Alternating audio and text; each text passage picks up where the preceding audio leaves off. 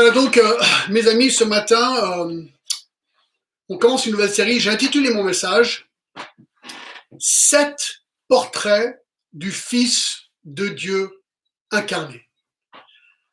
Alors, ça fait 34 ans, en fait, que Dieu m'a appelé au ministère pastoral et je le remercie presque tous les jours pour ce privilège que j'ai eu et que j'ai encore.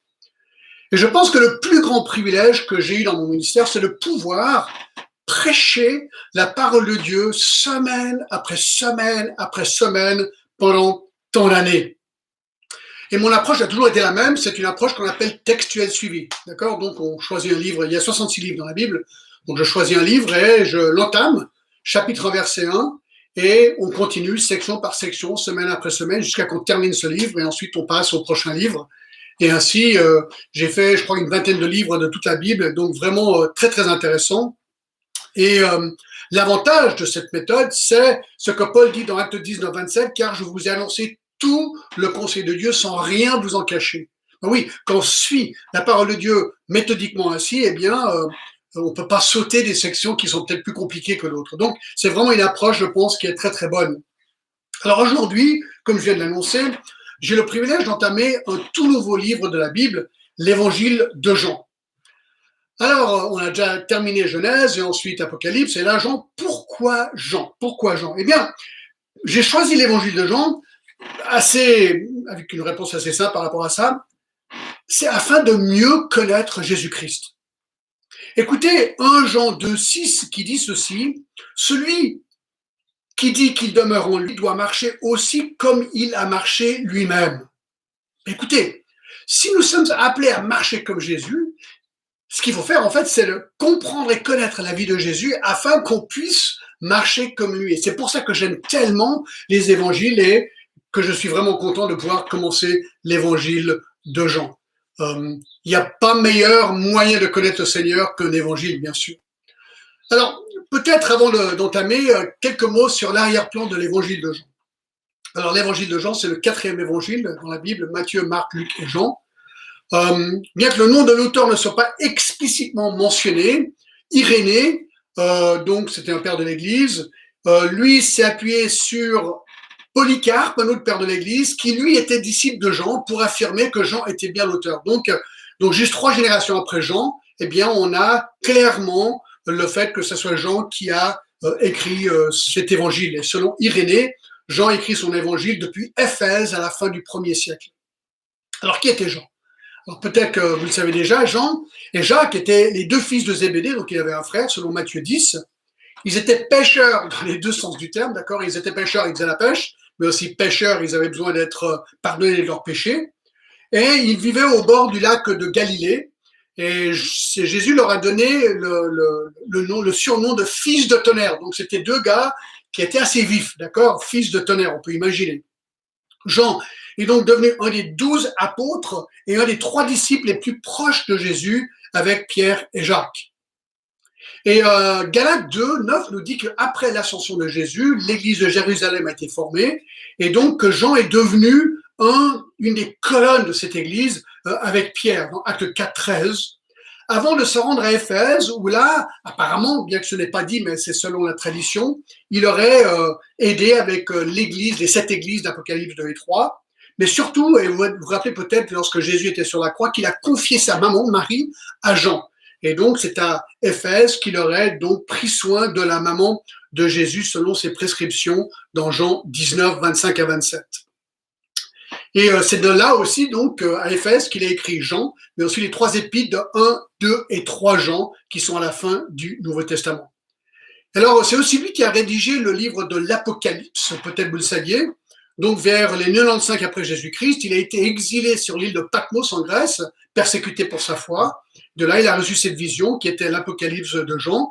Et donc, il a écrit cet Apocalypse. Il aurait été libéré, selon ce que nous dit la tradition. Il serait retourné à Éphèse et là, il serait mort après bien sûr 95. Alors, quel est le but de l'évangile de Jean? Alors ça, c'est très important. C'est dans le dernier chapitre, chapitre 20 de Jean, il est dit dans verset 30, écoutez, il explique clairement le but de l'évangile de Jean. Jésus a fait encore en présence de ses disciples beaucoup d'autres miracles qui ne sont pas écrits dans le livre, mais ces choses ont été écrites afin que vous croyiez que Jésus est le Christ, le Fils de Dieu, et qu'en croyant, vous ayez la vie en son nom. Donc le but est double. Premièrement, c'est de l'évangélisation. Nous verrons que le verbe croire se trouve plus de 100 fois dans l'évangile de Jean. Et donc Jean veut que le lecteur soit convaincu que Jésus est le Fils de Dieu, qu'il croit en lui pour recevoir la vie éternelle. Donc c'est vraiment son premier but, d'accord, l'évangélisation. Et c'est intéressant parce que dans ce verset, il dit bien le verset 31, mais ces choses ont été écrites afin que vous croyiez que Jésus est le Christ, le Fils de Dieu. Donc il veut qu'on comprenne qu'il est le Fils de Dieu. Et qu'est-ce que ça veut dire? Bien, le titre Fils de Dieu veut dire que Dieu s'est manifesté en forme humaine et donc que Jésus est son Fils dans le sens que il est né ou conçu dans Marie par le Saint-Esprit selon Luc 1, 35. Donc, nous sommes fils d'hommes, d'accord? Nous avons tous un mère et une père, d'accord? Physique, si on veut. Mais Jésus, lui, avait Dieu le Père comme fils, Marie comme maman, donc il était fils de Dieu. Donc, Dieu fait homme. Et voilà le but de Jean dans ce verset de Jean 20, 31. Et le deuxième but, selon ces versets, c'est simplement la défense de la foi, d'accord? Le chapitre 1, qu'on va voir dans quelques instants, une partie du chapitre 1, c'est un excellent exemple où Jean veut tout simplement prouver la divinité de Jésus-Christ, comme quoi Jésus est Dieu. Alors, on peut vraiment résumer le but de l'évangile de Jean avec 3 mots, d'accord? Miracle, croire, vie. On va voir toutes sortes de miracles, afin que nous puissions croire que Jésus est vraiment le Fils de Dieu, afin de recevoir en lui la vie éternelle. Donc ça, c'est vraiment le but de ce livre. Alors, on pourrait morceler ou diviser le livre en 6 sections toutes simples, et ça, on va le voir au fur et à mesure des semaines. L'incarnation du Fils de Dieu, la présentation du Fils de Dieu, l'opposition du Fils de Dieu, la formation du Fils de Dieu, l'exécution du Fils de Dieu et la résurrection du Fils de Dieu. Donc on va vraiment suivre la vie de Jésus selon Jean. Alors, notre texte d'aujourd'hui, nous allons regarder les premiers 14 versets du chapitre 1. Et c'est ce qu'on appelle le prologue, ou si vous voulez, l'introduction de l'évangile de Jean.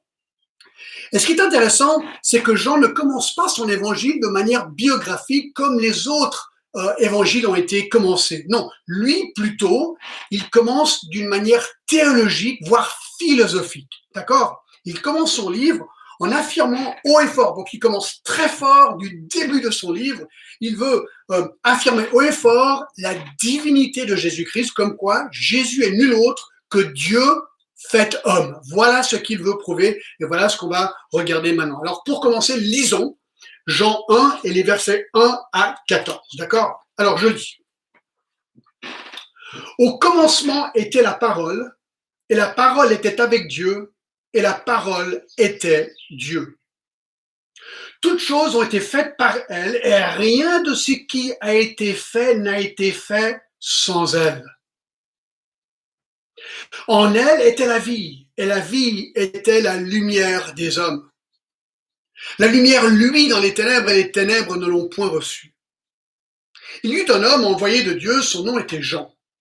Il vint pour servir de témoin, pour rendre témoignage à la lumière, afin que tous croient par lui. Il n'était pas la lumière, mais il parut pour rendre témoignage à la lumière.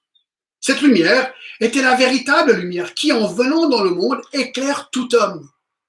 Elle était dans le monde, et le monde a été faite par elle, et le monde ne l'a point connue. Elle est venue chez les siens, et les siens ne l'ont pas reçue. Mais à tous ceux qui l'ont reçue, à tous ceux qui croient en son nom, elle a donné le pouvoir de devenir enfants de Dieu, lesquels sont nés non de sang, non de la volonté de la chair, ni de la volonté de l'homme, mais de Dieu. Et la parole a été faite chair, et elle habitait parmi nous, pleine de grâce et de vérité. Et nous avons contemplé sa gloire, une gloire comme la gloire du Fils unique, venu du Père. On va prier. Seigneur, je te remercie vraiment pour ces versets que nous allons examiner maintenant. Seigneur, ouvre nos yeux, Ouvre nos oreilles, ouvre nos cœurs, Seigneur, à la splendeur de Jésus-Christ, Fils de Dieu. Au nom de Jésus. Amen. Donc j'ai intitulé mon message, comme j'ai dit tout à l'heure, 7 portraits du Fils de Dieu incarné. 7 portraits du Fils de Dieu incarné. Alors, comme j'ai déjà dit, j'ai utilisé le nom Fils de Dieu pour décrire Jésus, car c'est le nom que Jean donne dans Jean 20 et le verset 31 pour prouver, il veut prouver que Jésus est réellement le Fils de Dieu. Alors, premier portrait du Fils du Dieu, du Fils de Dieu incarné, numéro 1, le Fils de Dieu est la parole éternelle. La parole éternelle. Regardez les versets 1 et 2. Jean commence comme ceci. Au commencement était la parole, et la parole était avec Dieu, et la parole était Dieu. Elle était au commencement avec Dieu. Alors, si vous avez eu des enfants, vous vous rappelez peut-être cette époque, lorsque vos enfants étaient jeunes, c'était la période des questions. Et alors, ils vous posaient des questions sur tout. Par exemple, papa, pourquoi est-ce que l'herbe est verte et n'est pas rouge? Alors moi, je répondais à peu près toujours la même chose. Ben écoute, c'est parce que Dieu l'a décidé ainsi. Papa, pourquoi est-ce que les éléphants ont une grosse trompe? Ah oui, écoute, ben c'est parce que Dieu l'a décidé ainsi. Papa, pourquoi est-ce que j'ai 5 doigts sur ma main et pas 6? Ah oui, écoute, c'est parce que Dieu l'a décidé ainsi. Et en fait, ce que je réalisais, c'est que beaucoup de ces questions, je savais tout simplement pas vraiment répondre parce qu'elles étaient au-delà de mes compétences pour répondre. Je ne sais pas exactement toutes ces réponses, sauf que Dieu l'a décidé ainsi. Eh bien, c'est un peu pareil avec les versets qu'on va voir ce matin. Je vais vous expliquer ce texte, mais j'avoue que ces choses sont tellement grandioses que je vais avoir de la peine à vous les expliquer, de vous les expliquer de manière totale, parce que finalement ces choses dépassent ma compréhension. Mais c'est le but, parce qu'on ne peut pas tout comprendre sur Dieu, mais Dieu nous a donné juste assez pour comprendre. Et c'est vraiment fascinant. D'accord? Donc dans ce premier point, nous voyons que le Fils de Dieu est la parole éternelle. Regardez le premier verset. Au commencement était la parole, et la parole était avec Dieu, et la parole était Dieu. Donc, quand vous lisez ces deux paroles au commencement, tout de suite, le lecteur devrait, je pense, penser au premier livre de la Bible, n'est-ce pas? Si vous allez à Genèse 1:1, et je pense que tout le monde connaît ces versets, mais je vais les lire de ma Bible, comme ça vous savez qu'ils sont bien dans la Bible. Au commencement, Dieu créa les cieux et la terre. Donc, on fait le lien directement. Il est évident que lorsque Dieu a créé dans Genèse 1:1 les cieux et la terre, qu'il existait déjà. C'est une logique. Tu ne peux pas créer quelque chose si tu n'existes pas déjà pour pouvoir le créer. Donc voilà la logique ici aussi de Jean 1:1.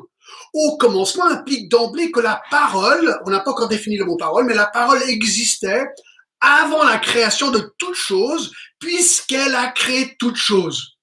Hein? Verset 3. Toutes choses ont été faites par elle, et rien de ce qui n'a été fait n'a été fait sans elle. Donc, ce mot parole, en grec logos, n'a jamais eu de commencement, puisque Jean va faire un parallèle direct entre le logos et Dieu dans la suite du verset. Il va dire que la parole était avec Dieu, la parole était Dieu. Eh bien, puisque Dieu est éternel, il est logique que le logos, dont il parle ici, est aussi éternel. Donc, tout ce qu'il dit, c'est au commencement était la parole était avec Dieu, la parole était Dieu. Donc, cette parole existait avant la création. Donc il dit, au commencement était la parole.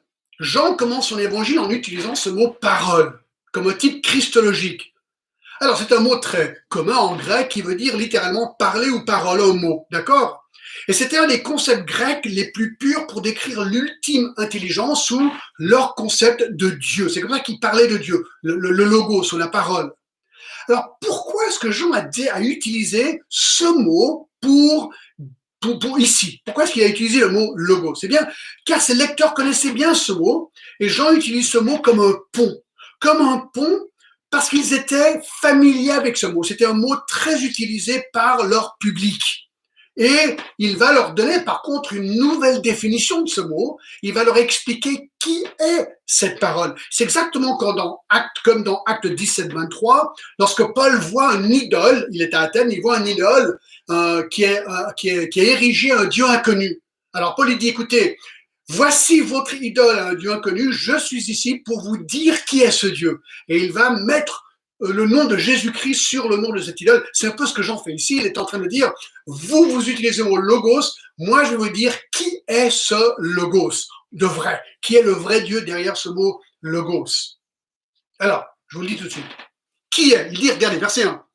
Au commencement était la parole était avec Dieu, la parole était Dieu. Donc là, il fait un lien entre parole et Dieu, verset 14, et la parole a été faite chair.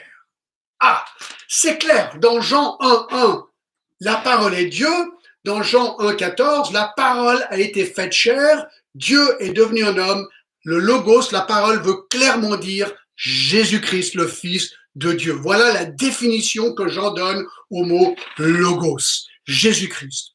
Donc, revenons au verset 1, la parole était avec Dieu. Donc maintenant, on sait de qui est la parole, d'accord? Mais il dit que cette phrase montre que la parole est différente que Dieu. Ici, il dit, puisque la parole était avec Dieu, il y avait une entité qui s'appelait parole, ou qui était la parole, une entité qui était Dieu. Ils sont différents. D'accord? Il y avait une différence entre deux. Mais, regardez la suite du verset. La parole était Dieu.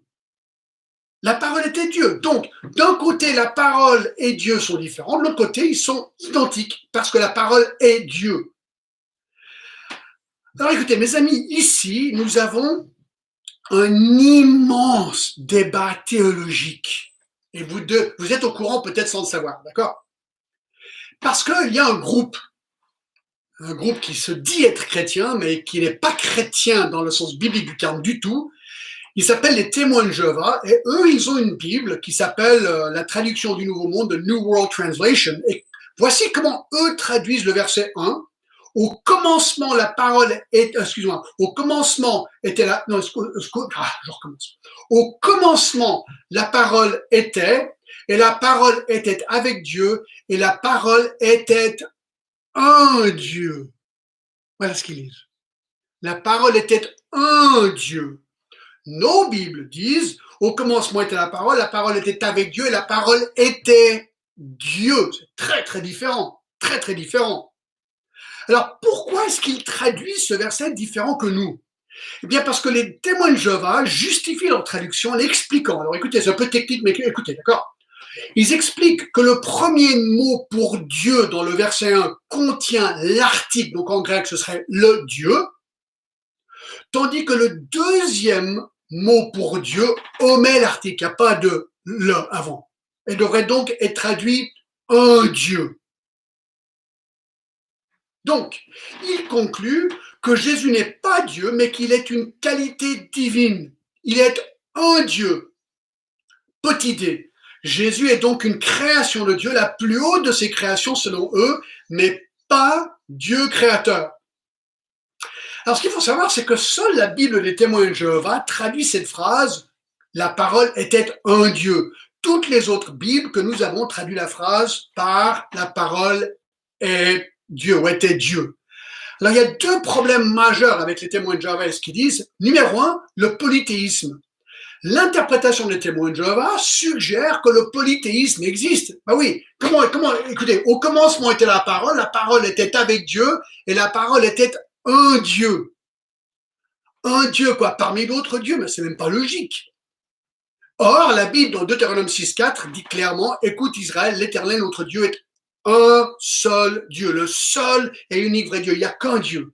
Donc, ça, déjà, ça marche.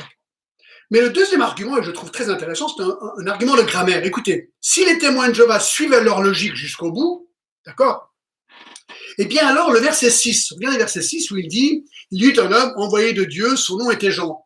Selon leurs règles grammaticales, parce que ce qu'il utilise dans le verset 1, il devrait lire le verset 6 comme ceci, il y eut un homme envoyé d'un Dieu, son nom était Jean.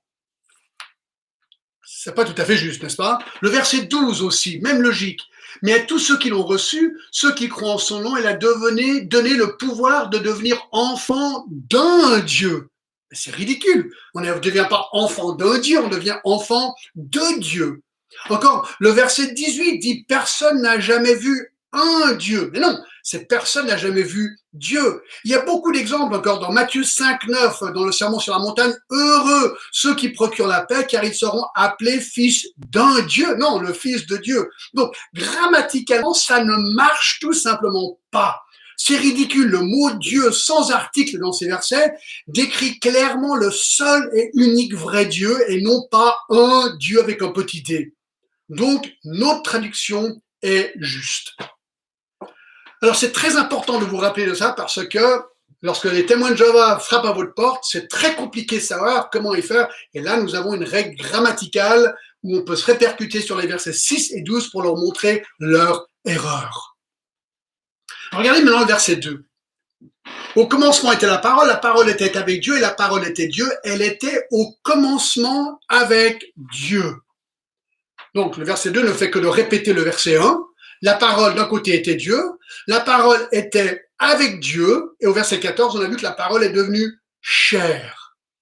Donc la seule conclusion possible est le fait que la parole, présentée comme étant à la fois Dieu, mais aussi différent que Dieu, ne peut s'agir que d'une personne dans l'histoire du monde, pas 36, une. Et cette personne, c'est qui? C'est Jésus-Christ.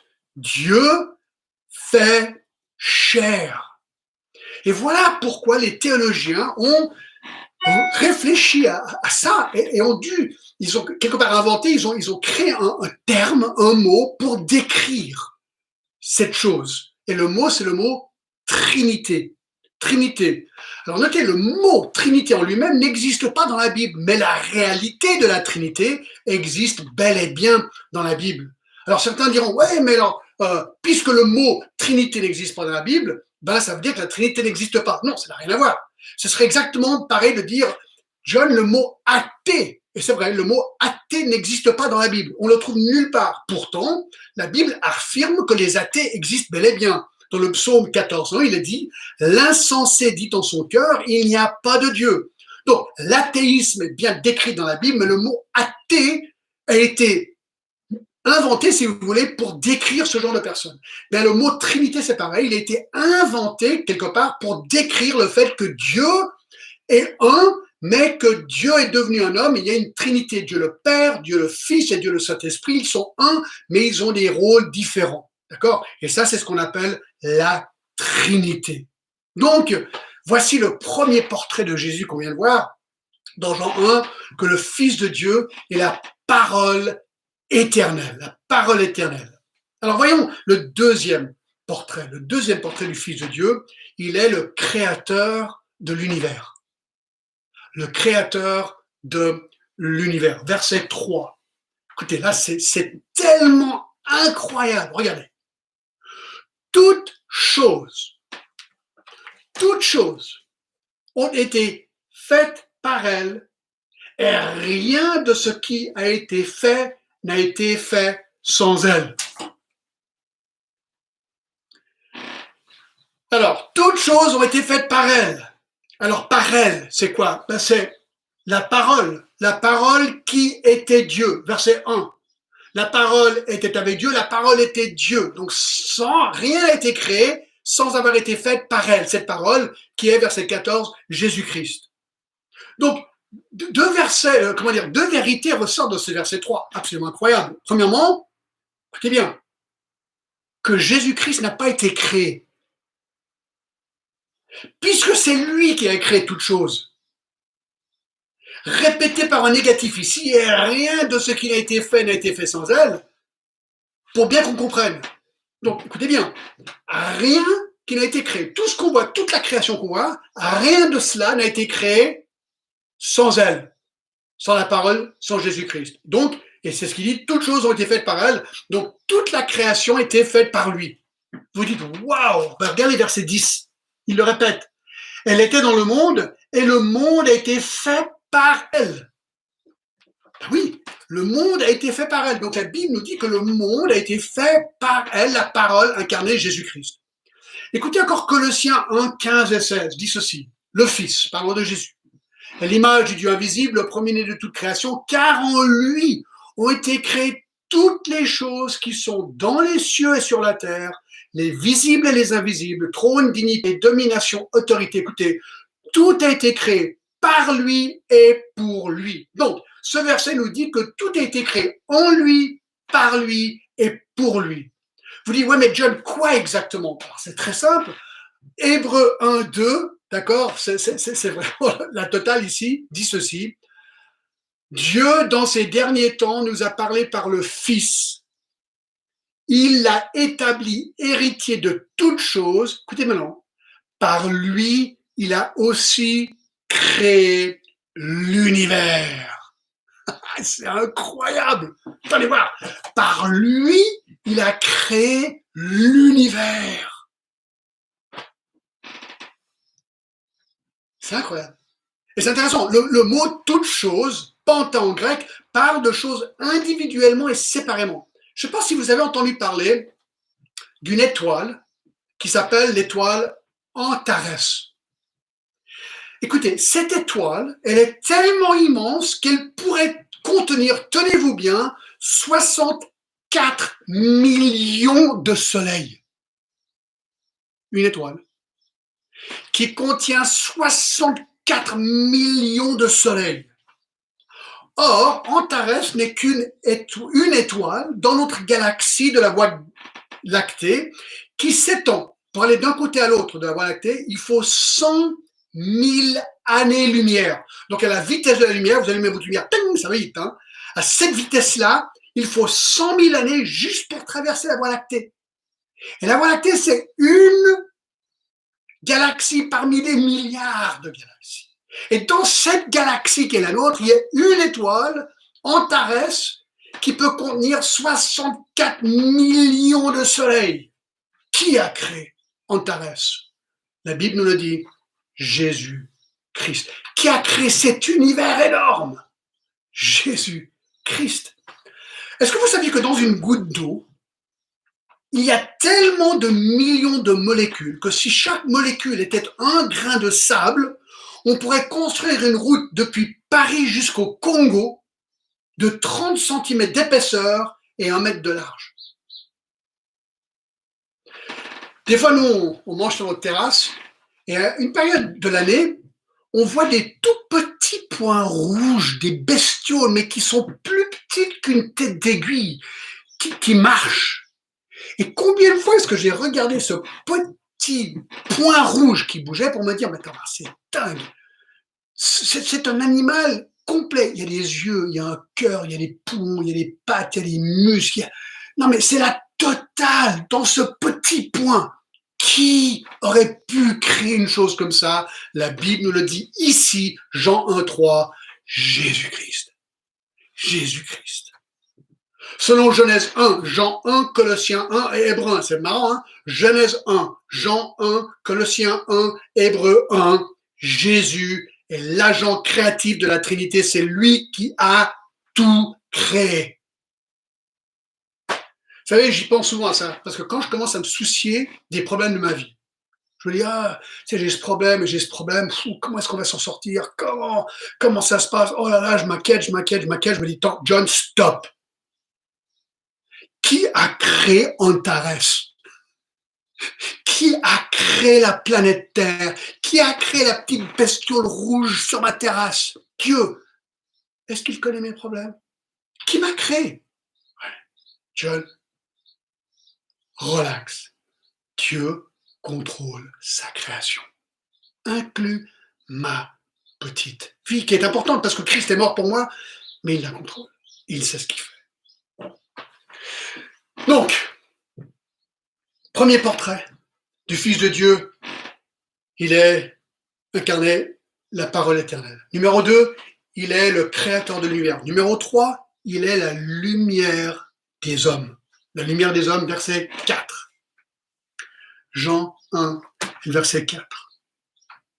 En elle était la vie, et la vie était la lumière des hommes.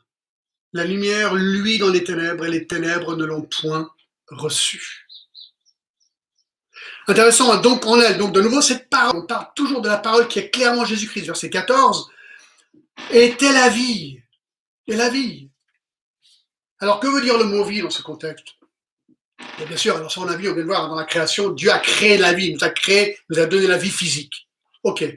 Mais le contexte de l'évangile de Jean semble utiliser le mot pour désigner plus la vie spirituelle, parce qu'il parle à des gens vivants déjà, d'accord? Et donc il parle de la vie spirituelle, la vie éternelle. Dans Jean 14, 6, vous connaissez certainement ce verset, si vous êtes un peu familier avec la Bible, Jésus dit, je suis le chemin, la vérité et la vie. La vie, nul ne vient au Père que par moi. Donc, il prétend pouvoir donner la vie. Il est la vie. Il est la vie. Dans Jean 17, 3, nous avons une description de cette vie éternelle et comment elle se passe vis-à-vis du croyant. Il dit, or la vie éternelle, c'est qu'ils te connaissent, toi, le seul vrai Dieu, et celui que tu as envoyé, Jésus-Christ. Donc la vie éternelle, c'est de connaître Dieu et connaître son Fils, Jésus-Christ. Dans Jean 5, 21, Jésus dit qu'il donne la vie à qui il veut. Dans Jean 5, 26, qu'il a la vie en lui. Il peut la donner parce qu'il l'a en lui. Dans Jean 6, 48, il dit qu'il est le pain de vie. Et Jean 10, 28, j'aime beaucoup ce verset. Jean 10, 28, où il dit « Je leur donne la vie éternelle et ils ne périront jamais et personne ne les ravira de ma main. » Voyez-vous, la Bible dit que nous sommes vivants physiquement, mais Éphésiens 2 dit qu'on est mort à notre péché, c'est-à-dire que nous sommes dans le péché. Et nous devons être, nous sommes un peu comme des cadavres, des morts vivants. On est vivant physiquement, mais mort spirituellement. Et à un moment donné, lorsque Jésus-Christ se dévoile à nous, lorsque Jésus-Christ rentre en nous, eh bien c'est comme on est ressuscité à une nouvelle vie. Et il y a un nouveau moi qui naît, c'est un nouveau John Glass. C'est ce que la Bible appelle aussi la nouvelle naissance dans Jean 3, on le verra quand on arrive dans Jean 3, d'accord? On a une nouvelle naissance, on renaît spirituellement. En fait, on le voit très bien dans Jean 3, je voulais quand même vous montrer ce verset-là qui est tout à fait intéressant. Il dit, verset 6, ce qui est né de la chair est chair, mais ce qui est né de l'esprit est l'esprit. Donc nous naissons une fois physiquement et une deuxième fois spirituellement. Donc voilà ce que Jésus est et ce qu'il nous offre. Verset 3 de nouveau, verset 4, il était la vie était la lumière des hommes. Dans Jean 8, 12, Jésus dit, je suis la lumière du monde. Celui qui me suit ne marchera pas dans les ténèbres, mais il aura la lumière de la vie. Dans Jean 1, 15, 5, Dieu est lumière, il n'y a point en lui de ténèbres.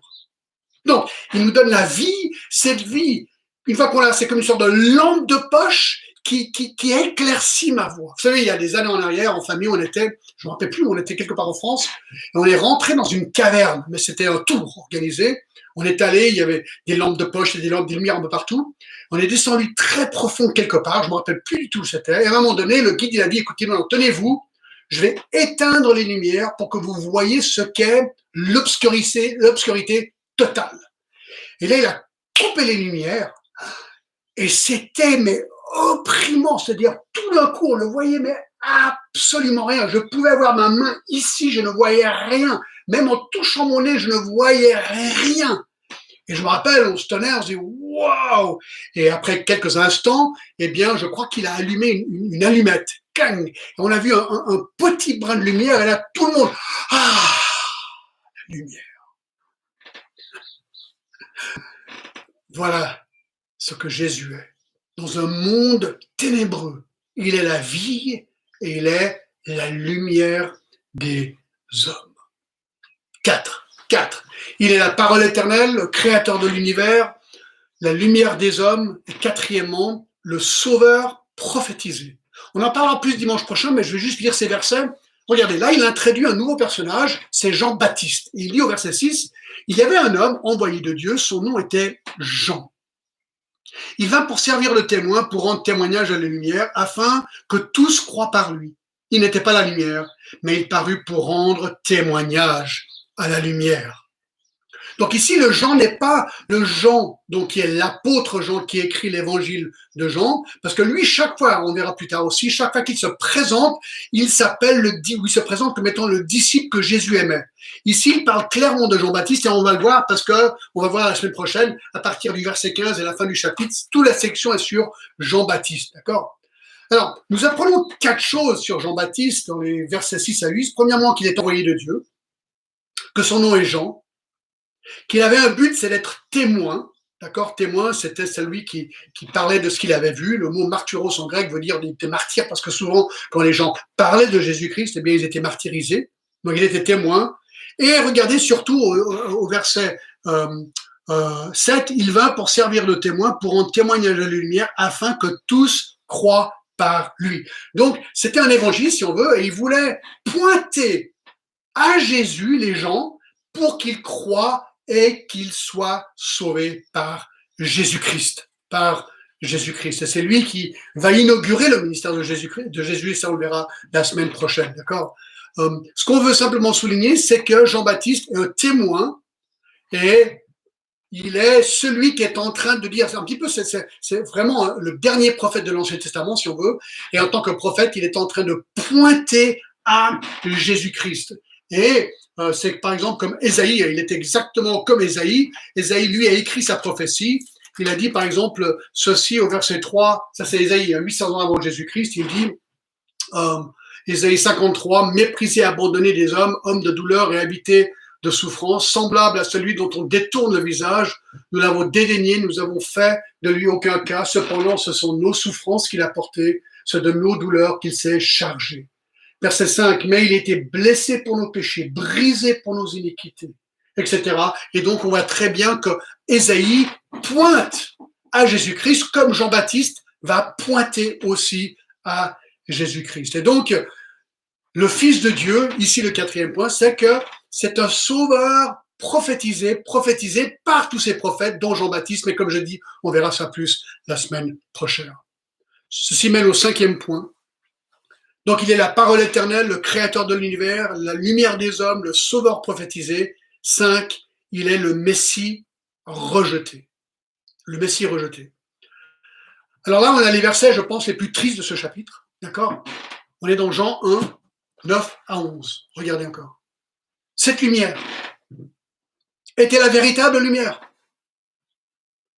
Voici la véritable lumière, il dit. Jean-Baptiste, voici la véritable lumière. Qui, en venant, non, excusez-moi, il parle de Jésus-Christ, pas de Jean-Baptiste, mais je vois que c'est Jean, je crois que c'est l'apôtre Jean qui écrit le verset 9, il dit, cette lumière était la véritable lumière, parlant de Jésus-Christ, la lumière qui a été mentionnée juste avant, qui est, venant dans le monde, éclaire tout homme. Elle était dans le monde, et le monde a été fait par elle, et le monde ne l'a point connue. Elle est venue chez les siens, et les siens ne l'ont point reçue. Tragique. Tragique. Vous savez, je crois que c'est une des grandes frustrations des chrétiens. Nous avons découvert, c'est comme si on avait découvert le remède pour le Covid-19 et on le proclamait dans le monde entier. Et nous avons découvert le remède du péché. Et le remède, c'est une personne qui s'appelle Jésus-Christ, mort et ressuscité pour nous pardonner nos péchés.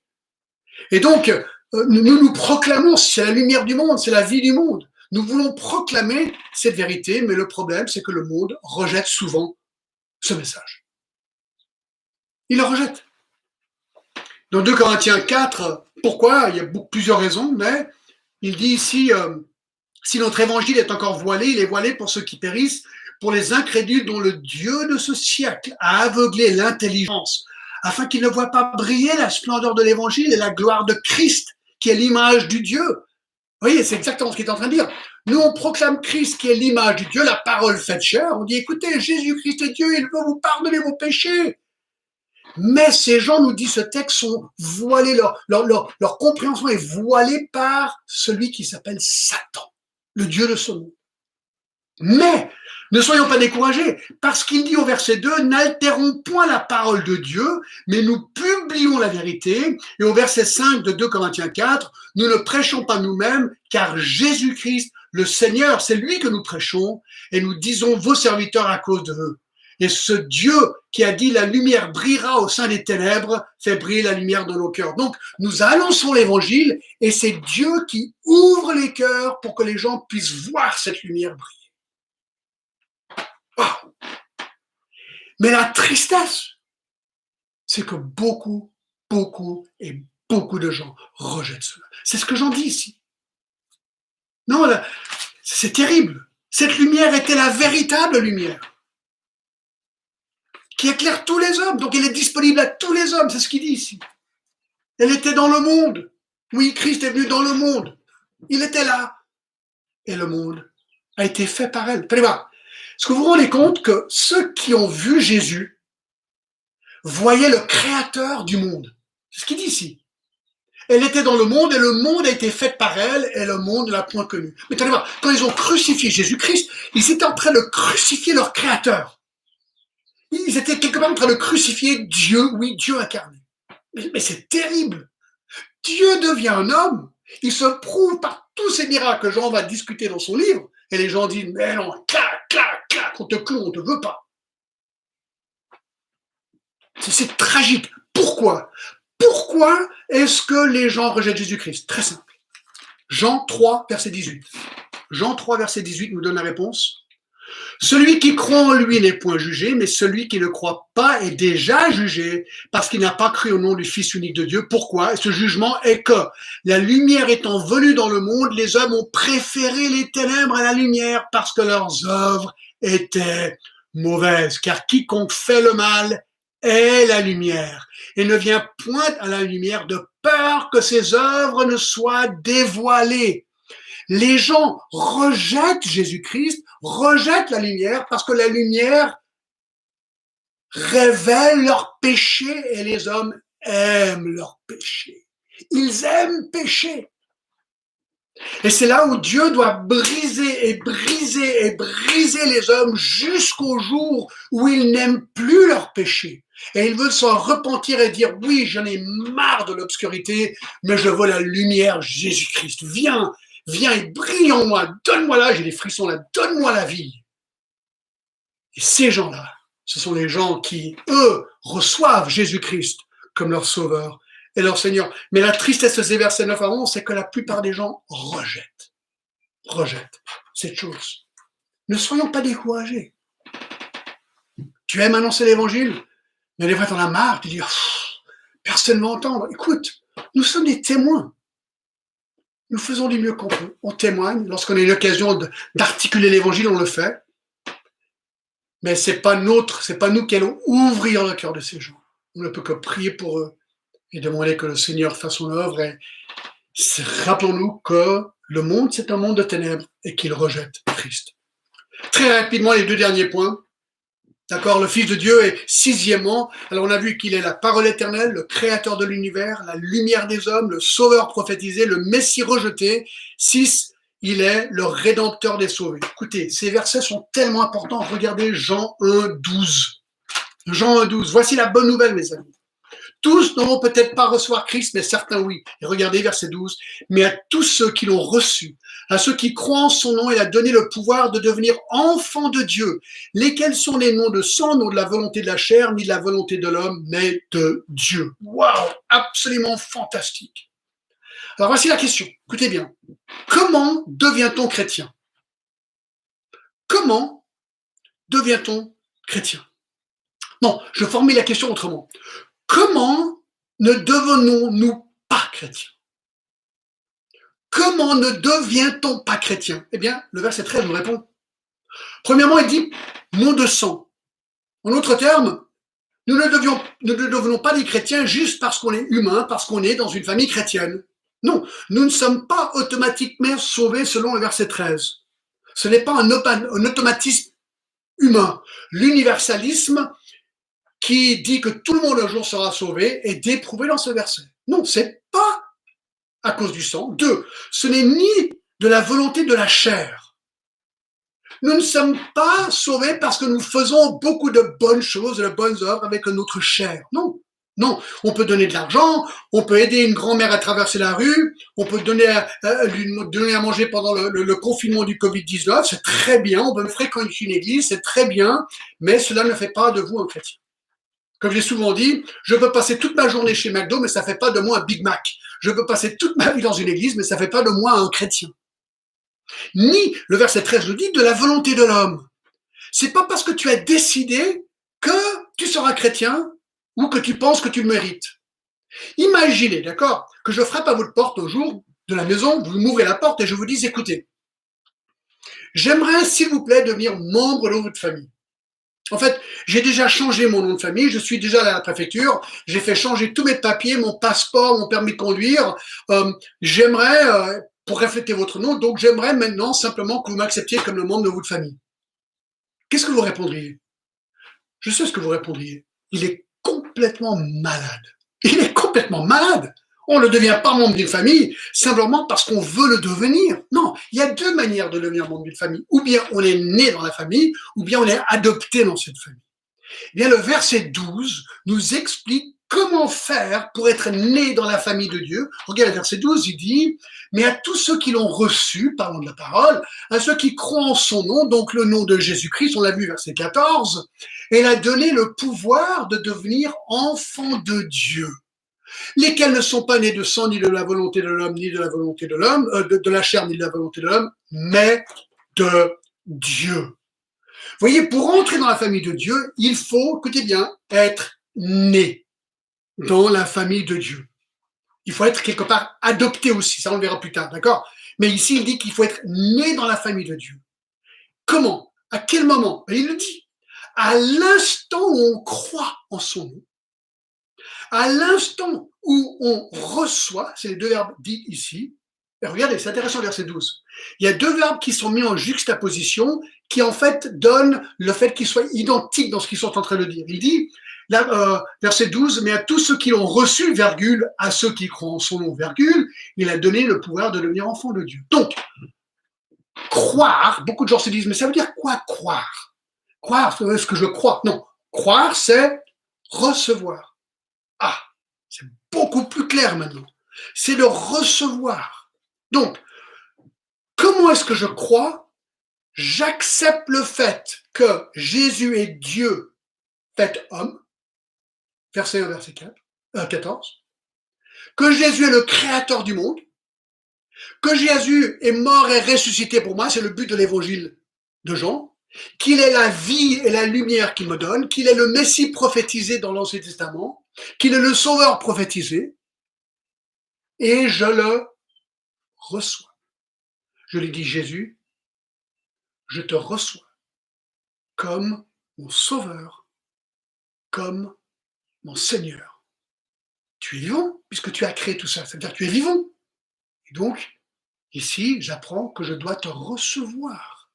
Donc, je te demande pardon pour mon péché, l'obscurité dans laquelle je vis, et je te demande de devenir mon Sauveur et mon Seigneur. C'est tellement clair. Et si je fais ça, qu'est-ce qu'il dit? Et il le dit au verset 13. Je serai né de Dieu. Je serai né de Dieu. Jean 3 nous dit que je serai né de nouveau. Verset 12 dit que je devais devenir enfant de Dieu. Avant, je ne l'étais pas. Jean 8, 44 nous dit qu'avant, on était en fait fils du diable. Mais là, on devient fils de Dieu. Donc, à l'instant où tu places ta foi en Jésus-Christ, où tu dis, tu crois et tu dis, Jésus, je te reçois comme mon Sauveur et mon Seigneur, paf, à cet instant, tu deviens enfant de Dieu, tu es né de nouveau, exactement comme le dit le verset 12 et 13. Et ça mène au dernier point, le Fils de Dieu et la parole faite chair. On l'a déjà dit, mais on le revoit au verset 14. Et la parole a été faite chair. Dieu est devenu un homme. Et elle habitait parmi nous, pleine de grâce et de vérité. Et nous avons contemplé sa gloire, une gloire comme la gloire du Fils unique venu du Père. Waouh! Dieu devient un homme. Écoutez, il y avait un paysan qui était dans un jour d'hiver confiné chez lui, puis il regardait à l'extérieur, il a vu un oiseau faire un truc vraiment bizarre. Il y avait beaucoup de neige, du vent et tout ça, et l'oiseau venait, se cognait contre la vitre, et il repartait, se cognait. Donc, on avait l'impression que l'oiseau voulait rentrer parce qu'il voyait la lumière. Alors, Et il était touché, ce paysan, il ne savait pas trop quoi faire. Il s'est dit, tiens, j'ai une idée. Donc il a mis son manteau, il a mis ses bottes. Il avait une grange qui était juste à côté de sa maison. Il est sorti de chez lui, parce qu'il ne voulait pas que l'oiseau rentre chez lui. Il va à la grange, il ouvre la porte grande, il allume les lumières, il arrange la paille pour le nid, il met de la nourriture. Et il dit, super, l'oiseau va pouvoir venir, il va pouvoir sortir du froid, et il va rentrer dans la grange, tout bien. Alors, une fois qu'il a tout préparé ça, il est rentré chez lui. Il a regardé par la fenêtre pour voir si l'oiseau allait rentrer dans la grange. Eh bien non, l'oiseau n'y allait pas. Alors il s'est dit, mais qu'est-ce qui s'est passé? Il a réalisé, mince, je suis une personne grande, je suis un homme, et donc j'ai dû faire peur à l'oiseau. Et ensuite il était là, il s'est dit, ah là là là là, si seulement je pouvais pendant un instant devenir un oiseau. Je pourrais vite aller lui dire, écoute mon ami l'oiseau, viens dans la grange parce que là c'est vraiment le top, c'est chaud, c'est sympa. Et en réfléchissant à ça, ce paysan s'est dit, ah, voilà ce que Dieu a fait pour nous. Dieu était là-haut et il s'est dit, attends, si je deviens un homme, ils vont comprendre que je suis là, que je les aime et que j'ai un endroit de sécurité pour eux. Alors moi, et le paysan ne pouvait pas devenir des oiseaux, mais Dieu est devenu un homme. C'est ce que nous dit le verset 14. La parole qui était Dieu, verset 1, a été faite chair. Elle est venue parmi nous et nous l'avons vu. C'est ce qu'il dit, sa gloire est une gloire comme la gloire du Fils unique venu du Père. Voilà mes amis, voilà la chose extraordinaire de ce chapitre 1 de Jean, c'est la réalité que Dieu est devenu un homme, Jésus-Christ, et qu'il veut nous sauver afin que nous devenions enfants de Dieu. Donc je te pose la question, est-ce que tu es enfant de Dieu? Est-ce que tu es enfant de Dieu? Sinon, je t'invite aujourd'hui, à croire en lui, en le recevant. Demande-lui de devenir ton sauveur et ton Seigneur. On va prier. Seigneur, je te prie pour chaque personne qui écoute. Peut-être il y a quelqu'un qui écoute là, qui n'est pas certain, n'est pas sûr qu'il est enfant de Dieu. Oh, qu'il puisse relire ces versets, être convaincu que toi, ô Dieu, Jésus-Christ, toi qui as créé ces personnes, chacun de nous, tu es devenu un homme pour offrir ta vie en tant que sacrifice, prophétisé dans l'Ancien Testament, afin que nous puissions devenir enfants de Dieu. Seigneur, fais ton œuvre dans chacune de nos vies. Et pour nous qui te connaissons, Seigneur, que nous puissions simplement éclater de joie et de reconnaissance, parce que nous sommes enfants de Dieu en vertu de celui qui est devenu un homme, Dieu qui est devenu un homme, Jésus-Christ incarné. À toi toute la gloire. Je te remercie au nom de Jésus. Amen. Écoutez, voilà les amis, Jean chapitre 1, les premiers 14 versets, très fort, très, ouais, tout de suite, paf, vraiment de la théologie intense, mais je m'en réjouis. Alors la semaine prochaine, ça va être beaucoup plus biographique. On va regarder la suite, la vie de Jean-Baptiste. Qui était ce personnage, d'accord? On sait très bien que ce personnage, il mangeait des sauterelles déjà, donc ça c'est un peu particulier. Il se vêtait d'un vêtement fait en peau de chameau. Il vivait dans les airs. Qui est cet homme et pourquoi est-ce que Jean lui donne un demi-chapitre ici de biographie? Donc c'est ce qu'on va voir la semaine prochaine. Vraiment un de mes personnages préférés dans toute la Bible.